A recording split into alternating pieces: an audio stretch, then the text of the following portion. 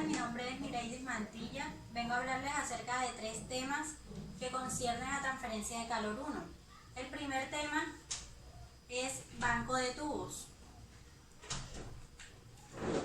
El banco de tubos son muy utilizados actualmente en condensadores, evaporadores, sistemas de calefacción, aires acondicionados. De este tipo existen 2. El primero es alineados y el segundo escalonado. Son muy eficientes debido a que cuando el flujo entra en el banco de tubo, el área se disminuye, con lo cual la velocidad aumenta y el área de transferencia de calor también aumenta.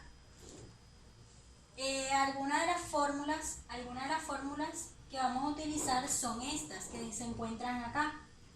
Y el ejercicio que vamos a hacer es el 788 que se encuentra en el libro del Sengen. Dice, en una instalación industrial se va a precalentar el aire para la combustión antes de meterlo en un horno, por medio de agua caliente a 90 grados que fluye por los tubos de un banco ubicado en un ducto.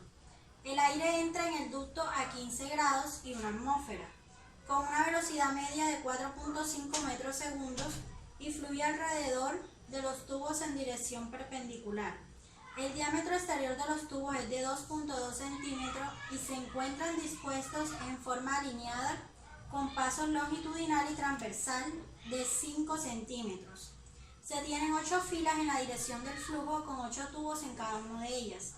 Determine la razón de transferencia de calor por unidad de longitud de los tubos y la caída de presión a través del banco. Tenemos los datos que son los que nos dan el ejercicio. Entonces, como no tenemos la temperatura de salida del aire, vamos a suponer una temperatura. En este caso yo supuse 45 grados.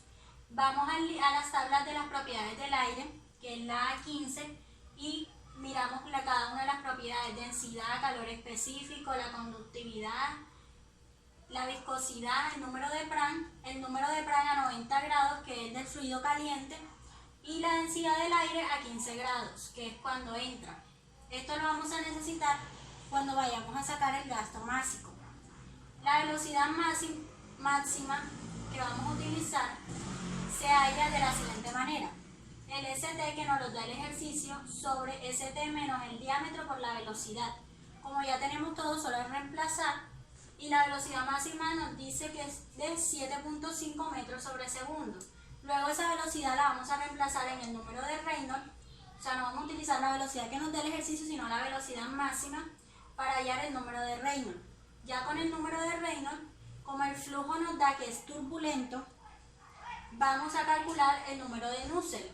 Como es turbulento, la ecuación que debemos utilizar es la que aparece en el libro del Sengen: 0.27 por el número de Reynolds elevado a la 0.63 por el número de Prandtl a la 0.36 y la división entre el número de Prandtl sobre el número de Prandtl a 90 grados elevado a la 0.25. Eso nos va a dar un resultado de 76.985. Luego vamos a hallar un factor de corrección. ¿Cómo se halla? El NL, que es el número de filas, que va a ser igual a 8, también nos lo dice el ejercicio. Con ese número vamos a la tabla. Como sabemos que los tubos son alineados, el factor de corrección no se va a encontrar. Entonces vamos a hacer una interpolación para que el factor de corrección nos dé.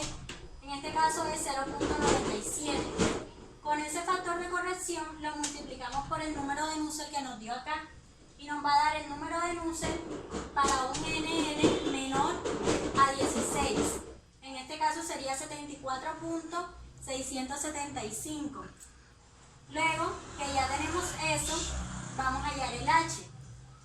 El H se halla, medimos este que nos dio aquí multiplicado por la K, que la tenemos acá arriba, sobre el diámetro, y ya tenemos el H. Luego hallamos el N total, que sería la multiplicación de la fila por el número total de tubos que hay en cada fila, que también sería 8. Eso nos da un resultado de 64. La longitud va a ser de 1 metro. Con esto hallamos el área superficial de transferencia de calor, que sería lo que nos dio aquí el 64, el N, por pi, por el diámetro por la longitud. Y con esta área superficial vamos a hallar el gasto másico. En el gasto másico tenemos que es la densidad por la velocidad por el NT, el ST y el L. Todo lo tenemos, solo es reemplazar y nos va a dar. Ahora vamos a hallar la temperatura con la que va a salir el aire. Sería la temperatura del fluido caliente menos la diferencia entre la temperatura del fluido caliente menos el aire, la temperatura del aire cuando entra, que sería 15 grados, exponente de la división entre el área superficial que hallamos acá por el H sobre el gasto másico por el CP que lo tenemos acá arriba. Eso nos va a dar un resultado de 27.5 y esa sería la temperatura real con la que sale el aire. Ahora, como la media aritmética va a ser diferente, vamos a ver cuánto va a ser la temperatura real, si se acerca o se aleja bastante de la que nosotros supusimos acá al principio para hallar las propiedades. Sería la temperatura media aritmética, sería lo que nos dio aquí, más la temperatura con la que entra el aire acá, a 15 grados, sobre 2, y nos dice que es 21.25 grados. Esta temperatura es la real y si nos damos cuenta es bastante alejada a la que escogimos, que fue 45 grados. Entonces nos toca recalcular para poder hallar lo que nos pide el ejercicio. Entonces, con la temperatura vamos a la tabla nuevamente del aire, pero como esta temperatura no está en las tablas, tenemos que hacer una interpolación para poder hallar cada una de las propiedades.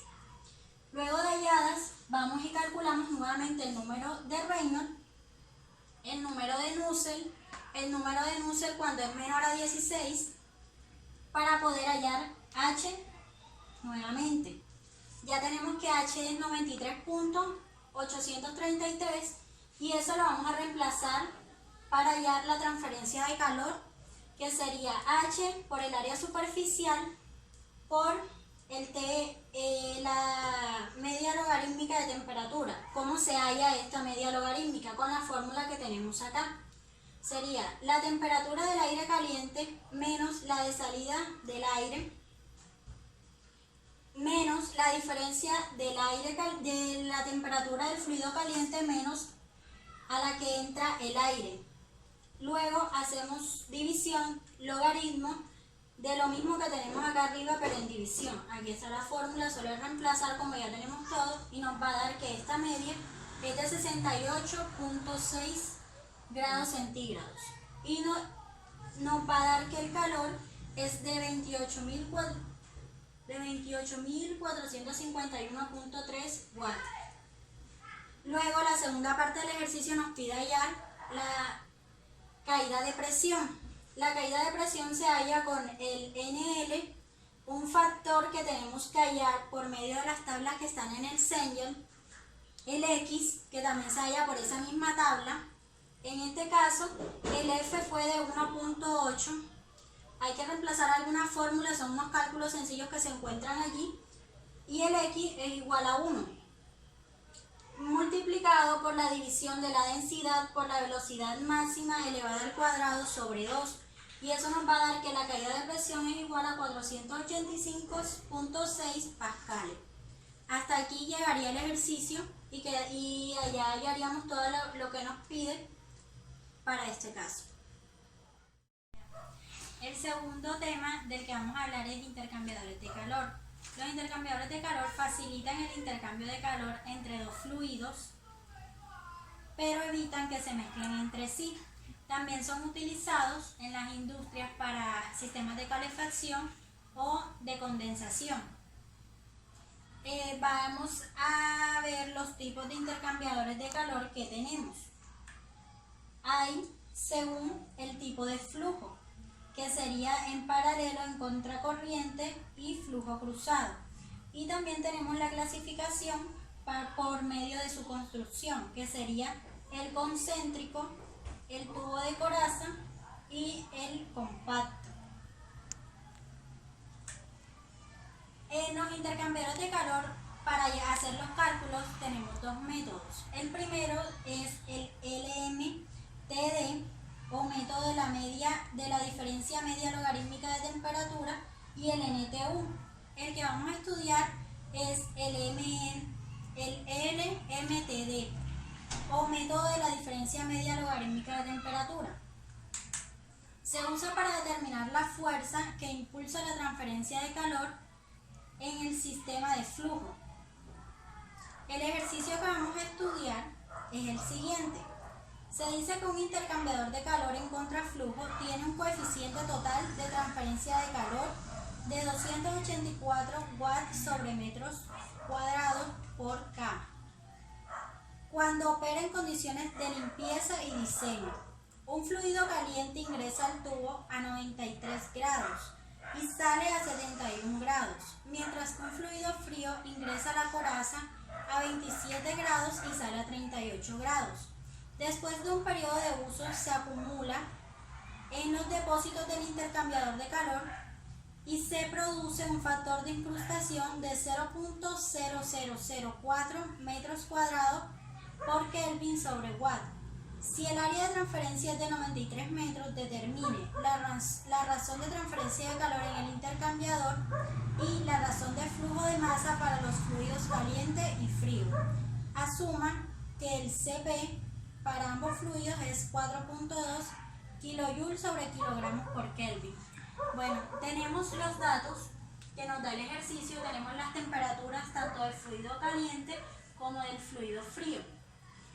El factor de incrustación que ya nos lo dan, el área, el CP de ambos fluidos.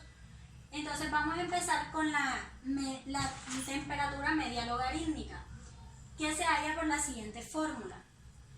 El delta de T1 menos el delta de T2 sobre el logaritmo de la división del delta de T1 sobre el delta de T2. ¿Cómo se hallan los delta? Sería la temperatura a la que entra el fluido caliente menos la temperatura a la que sale el fluido frío.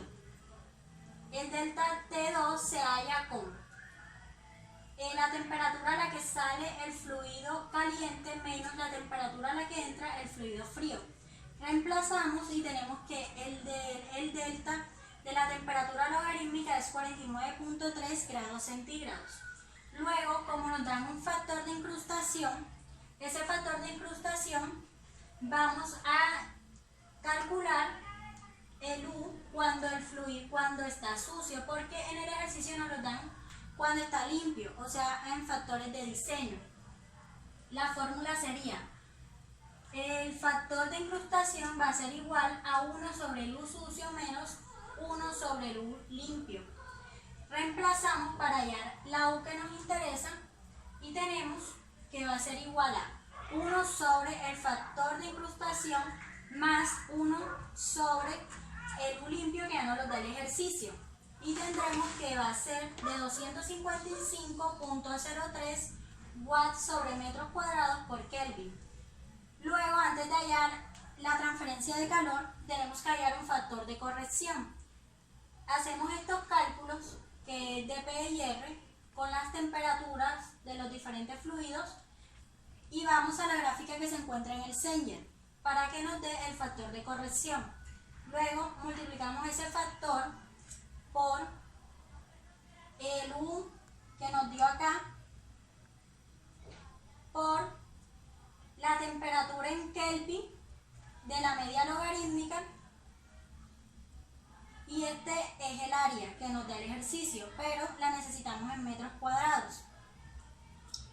Y el Q nos da igual a esto, que sería la transferencia de calor, y ya tendríamos resuelto la primera parte del ejercicio. Luego vamos a despejar de la transferencia de calor del fluido caliente el gasto másico o la masa, que es lo que nos piden.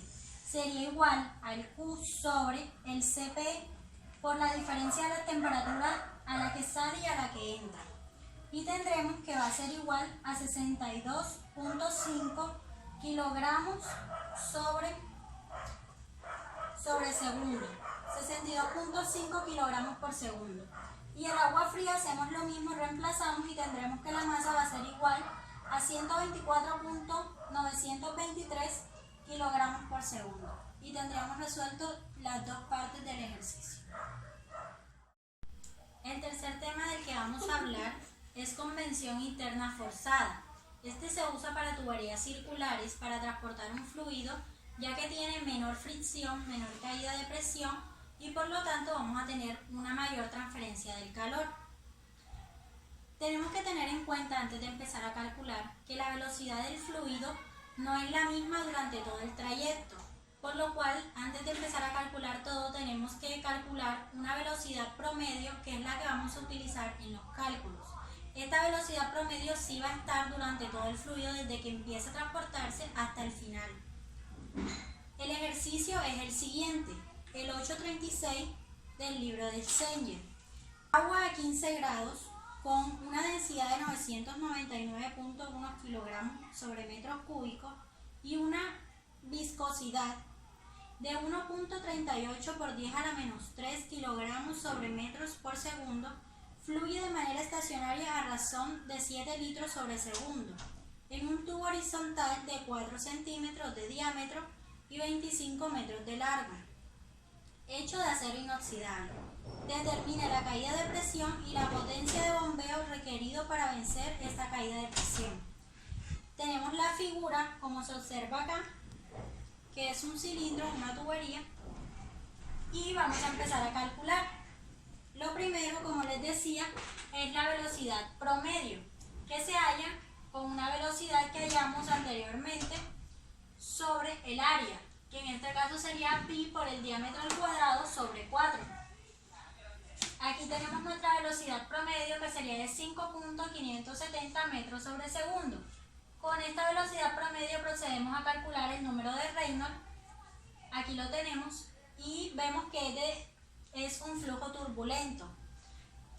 Como el flujo turbulento, tenemos que hallar la relación entre la rugosidad y el diámetro, que sería igual a 5 por 10 a la menos 5. Luego hallamos el factor de fricción por medio de esta ecuación. 1 sobre el factor de fricción, la raíz del factor de fricción, igual a menos 2 logaritmo de la división de la relación entre la rugosidad sobre el diámetro sobre 3.7 más 2.51 sobre el número de Reynolds por el factor de fricción. Reemplazamos y con el solve de la calculadora podemos hallar el resultado, que sería 0.0161, el factor de fricción. Este factor de fricción es el que vamos a usar para hallar la primera parte de lo que nos pide el ejercicio, que sería la caída de presión, que es igual al factor de fricción que ya hallamos sobre la longitud por el diámetro por la densidad por la velocidad promedio que hallamos acá arriba al cuadrado sobre 2. Y reemplazamos todo, hacemos los factores de conversión correspondientes para que nos dé en kilopascales. Serían 156 kilopascales. Luego vamos a hallar la potencia de la bomba, que es la segunda parte de lo que nos pide el ejercicio. Y sería la velocidad, no la promedio, sino la que hallamos anteriormente, por la caída de presión que hallamos acá. Y tendremos que la potencia va a ser de 1.09 kilowatts. Eso es todo, muchas gracias.